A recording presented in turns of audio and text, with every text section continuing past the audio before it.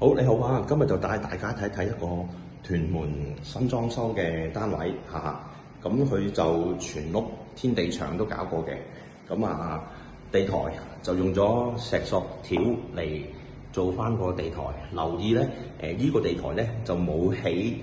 之前嗰個木地板嘅我哋咁樣鋪落去嘅啫就都見到佢相當平滑，就冇乜任何咩谷起嘅地方咁樣。咁呢度係個大門電子鎖咁樣啦咁就閂翻到門先，跟住咧就可以睇到佢個廚房嗰度門係啦，咁都幾闊落嘅咁煮食啦，煮食個電熱板啦星盤咁樣啦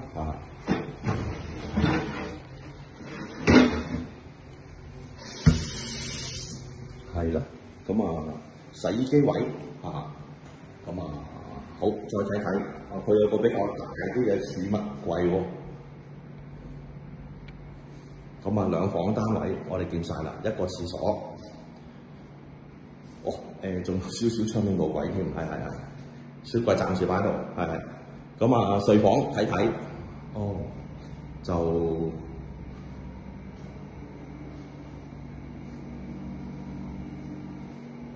都幾光猛嘅其實呢個都係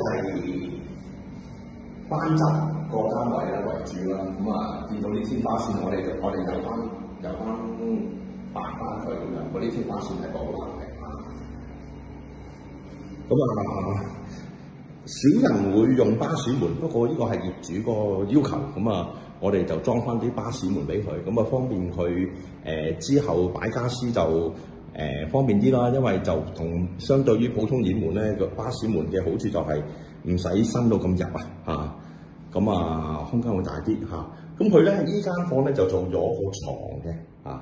咁有而家啱啱有啲雜物喺度，將佢清裝我支風扇燈咁樣啦。又好晒有咁，同埋咧之前呢個單位咧都有啲漏水情況嘅。咁我哋打完針油完油之後咧，其實之後又經黑雨又經8號風球、10號8號風球都覺得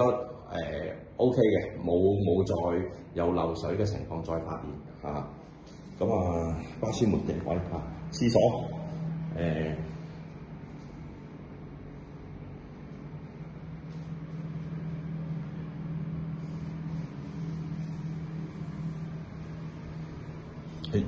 同你開翻個。